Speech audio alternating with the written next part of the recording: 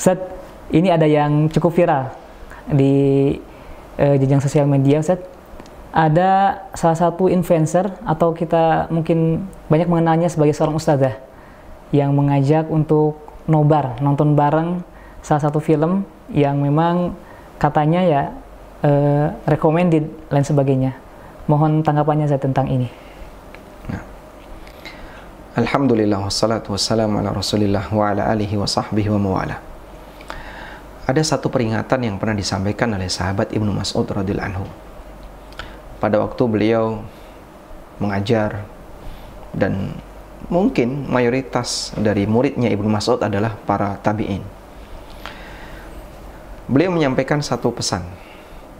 Antum fi zamanin kathirun ulama'uhum qalilun khutaba'uhum. Wa sayati 'alan nasi zamanun kathirun khutaba'uhum qalilun ulama'uhum. Kalian saat ini berada di sebuah zaman, di sebuah masa, ulamanya banyak, yang pintar bicara sedikit.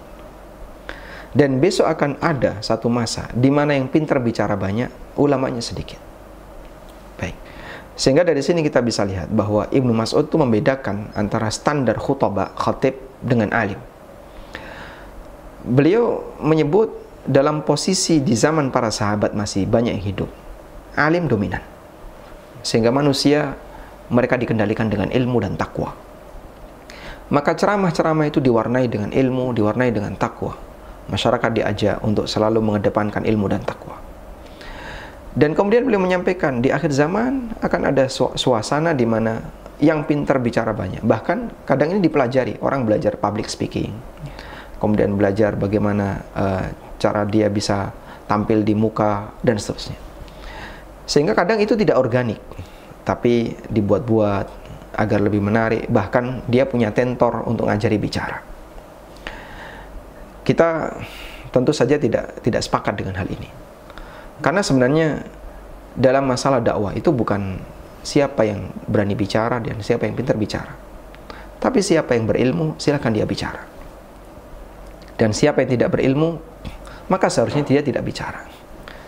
Al-Ghazali rahimahullah pernah menyebutkan, penulis kitab Ihya Ulumuddin, pernah menyebutkan, la yanbaghi lil amil ayaskuta an ilmihi wa la yanbaghi lil jahil ayaskuta an jahlihi. Tidak selayaknya seorang yang alim dia diam terhadap ilmu yang dia miliki. Sehingga kalau dia alim, dia mengetahui dia punya ilmu, silakan dia bicara. Biar masyarakat jadi tahu tentang ilmu yang dia punya dan mendapatkan bimbingan dari ilmunya. Wala yanbaghi lil jahil ayyaskuta an jahlihi. Dan tidak selayaknya orang yang bodoh menyembunyikan kebodohannya. Kalau emang dia bodoh, jangan menampakkan kalau dia orang yang berilmu.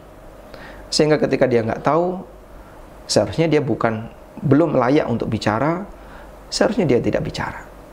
Ketika dia tidak tahu, tidak usah berpura-pura untuk tahu.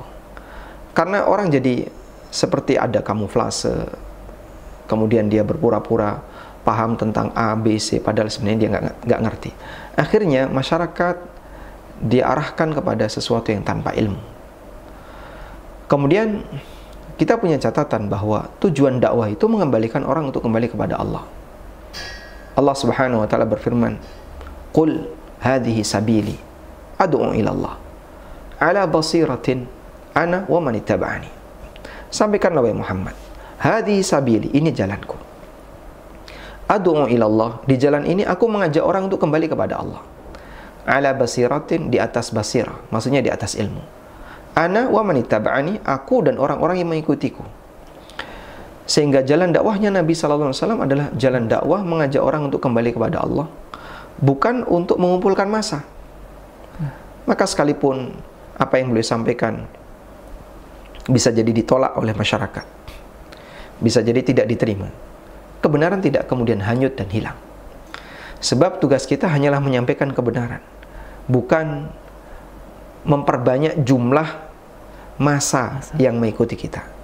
Karena tujuan kita mengajak mereka untuk kembali ke jalan Allah Subhanahu wa taala. Memang satu keberhasilan ketika ada banyak orang yang mau mendengarkan kebenaran. Alhamdulillah, dengan dakwah orang ini banyak orang yang kemudian melek dengan kebenaran. Itu satu hal yang istimewa. Berarti beliau punya peran besar dalam masalah dakwah. Semoga Allah ngasih balasan yang baik. Amin. Tapi bukan berarti itu jadi tujuan utama. Tujuan utama mengembalikan orang ke jalan Allah. Sehingga bukan mengumpulkan orang, mengumpulkan massa sebanyak-banyaknya, meskipun dengan cara yang menyimpang dari jalan Allah. Itu bukan dakwah. Ya, sekarang kembali kepada satu pertanyaan. Kita bisa menilai, nonton film yang mungkin tadi dikatakan bahwasanya itu sedang viral, itu kira-kira kemajuan atau kemunduran? Lebih mendekati ke takwa atau menjauhi takwa? Jadinya kita bisa mengukur. Kalau kemudian itu kemunduran dan lebih menjauhi takwa, berarti dia tidak mengajak orang untuk kembali kepada Allah, tapi dia mengajak orang ya untuk sebatas mengikuti yang viral. Dan tujuan dakwah bukan itu, tapi kita ngajak masyarakat untuk kembali kepada Allah Subhanahu wa taala. Nah, Barakallahu fiik, Zat, tentang yang ditontonnya nih, Zat. Tentang yang ditontonnya. Tentunya kan kita semuanya secara umum tahu bagaimana mereka berperan, tentunya bukan mahram, kemudian ada umbaran kemesraan di dalamnya. Nah, bagaimana tentang status hukumnya ini, Zat? Tentang filmnya ini? Iya. Jika jelas bahwasanya di situ ada interaksi laki dan perempuan yang bukan mahram, kemudian mereka saling interaksi kemesraan, kita sepakat ini maksiat jadinya. Dan saya yakin dai-dai yang mereka mungkin turut serta mengajak masyarakat untuk nonton film ini, dia juga tahu adegan ini adegan maksiat. Karena dalam adegan ini mungkin terjadi sentuhan dengan lawan jenis yang bukan mahram, atau bahkan adegan mesra, tidak hanya sebatas sentuhan, lebih parah dari itu, padahal itu bukan mahram. Dan selain itu masih banyak lagi adegan misalnya buka aurat dan seterusnya. Dalam posisi ini berarti kegiatan maksiat itu kemudian dijadikan sebagai sebuah film, ditonton oleh mereka. Kalau kita berbicara tentang standar saat kita melihat maksiat, maka Nabi SAW memberikan arahan, man ra'a minkum munkaran falyughayyir biyadihi, fa illam yastati' fabilisani, fa illam yastati' fabiqalbi, wa dzalika adhaful iman. Siapa yang melihat kemungkaran di antara kalian, maka ubahlah kemungkaran itu dengan tangannya. Kalau nggak bisa, ubah kemungkaran itu dengan lisannya. Kalau nggak bisa, ubah kemungkaran itu dengan hatinya. Dan kata Nabi SAW, wa dzalika adhaful iman. Dan itu merupakan tingkatan iman yang paling rendah. Dan bentuk mengingkari kemungkaran dengan hati adalah membencinya. Saya tidak suka dengan ini, saya meninggalkannya, saya nggak suka, sehingga dia akan menolaknya, dia akan membencinya. Tapi kalau kemudian dia menikmati, ini beda lagi urusan. Ini ada kemungkaran, kemudian dia ada di situ, dia tonton dan dia nikmati. Berarti kan unsur yang terakhir ini sudah nggak ada. Sehingga dia tidak mengingkari dengan tangan, dia tidak mengingkari dengan lisan, dan dia tidak mengingkari dengan batin. Padahal paling lemah, Zat, ya. Dan itu tingkatan iman paling bawah dalam masalah amar ma'ruf nahi mungkar. Kalau sudah dia tidak punya kebencian terhadap adegan haram, praktek haram yang dia lihat, maka berarti tingkatan iman amar ma'ruf nahi mungkar yang disebut oleh Nabi SAW, wa dzalika adhaful iman, dan ini merupakan tingkatan iman yang paling rendah dalam masalah amar ma'ruf nahi mungkar, dia sudah nggak punya. Dan tentu saja kita sebagai seorang muslim ya, tidak menerima seperti ini. Karena itu kembali kepada tadi, kalau kemudian ini ajakan kepada kebaikan, Anda bisa ngukur orang yang nonton ini kira-kira ada kenaikan ketakwa ataukah justru penurunan. Nah, dari situ kan kita bisa menilai ya, ini penambahan ataukah penurunan. Kalau itu kenaikan ketakwa, tentu saja isinya bukan maksiat, dan tidak ada orang beribadah kepada Allah dengan cara maksiat yang seharusnya itu dihindari.